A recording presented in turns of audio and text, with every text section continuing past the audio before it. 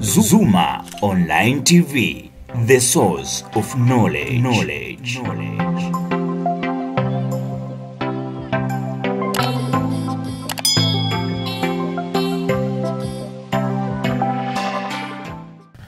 Mambo vipi mtazamaji wa Zuma Online TV, karibu tena na kualika tena kwa moyo mkunjufu kabisa. Karibu katika mfululizo wetu wa mafunzo, na bado tuna Adobe Premiere Pro CC 2015. Leo nitakufundisha nini?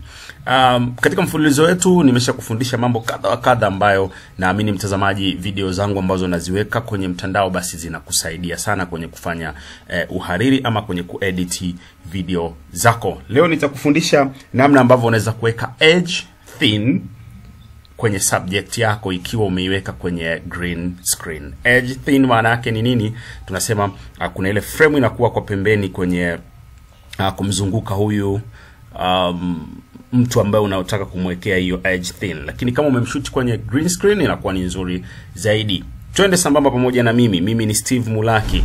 Utajifunza mambo mengi zaidi na utajua mambo makubwa zaidi ya yale ambayo unayafahamu. Ili uweze kuweka sasa hizo edge thin kwenye video yako, basi hatua ya kwanza kabisa utachukua video yako kutoka huku, utaidrag kuileta kwenye timeline kama kawaida. Hilo naamini unalifahamu. Kwa hiyo nimechukua video yangu nikaileta kwenye timeline, ndio hii video ambayo inaonekana hapa. Baada ya hapo mtazamaji, utakuja kwenye eneo la video effect. Utakuja kwenye video effect, utatafuta effect inayoitwa kwenye key hapa, kwenye key. Alafu kichafungua key utatafuta effect inaitwa color, inaitwa color key, this one. Kwa hiyo utabeba color key yako, utaiweka juu ya ile video ambayo ile clip ambayo umeipanga kwenye timeline na unatamani kuifanyia hiyo effect.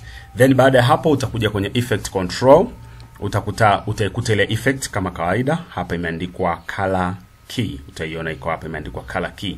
Lakini baada ya hapo lazima uchague kwanza kuondoa hii color hapa nyuma. Kwa hiyo utakachokifanya, utabonyeza hii peni hapa, hii kalamu hapa pembeni ya color, alafu utakwenda nao moja kwa moja, utapress ile color ambayo uitaki huko, lakini no changes kama unavyoona mtazamaji.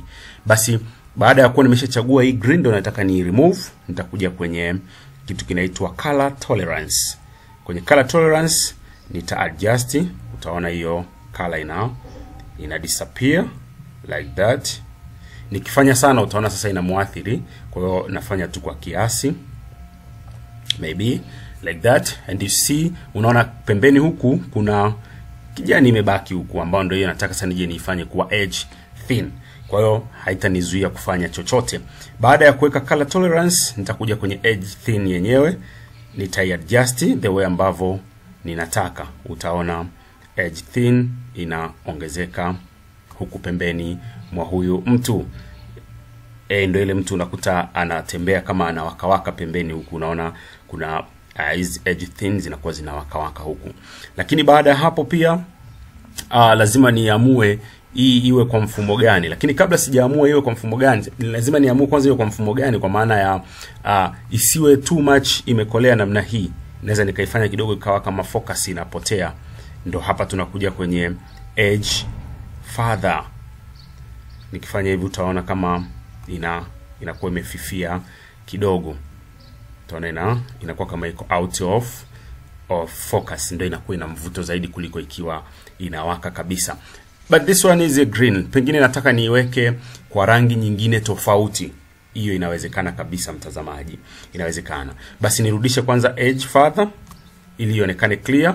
Baada ya hapo nitakuja pale kwenye effect, lakini awamu hii sio key effect tena. Nitakuja kwenye effect inaitwa color correction. Nitafungua color correction, nitafungua change color. Kuna change color na kuna change to color. Now mimi nitafungua change to color. Change to color nitaichukua, nitaiapply tena kwenye hiyo subject yetu hapo. Nimeapply change to color.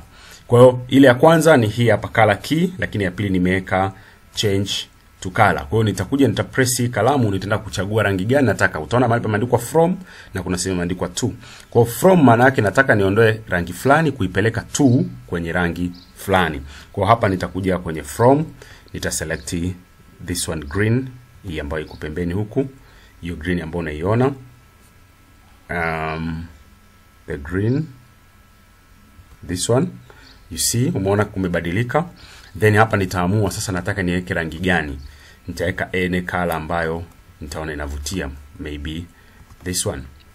You see, unaona sasa video yangu imekuwa na hii edge thin kwa pembeni. Lakini pia ukumbuke hapa kwenye edging further sikugusa kabisa. Kwa hiyo naweza nikapunguza kidogo isionekane kwa ukubwa sana kama hivyo, mtazamaji, unavyoona hapo.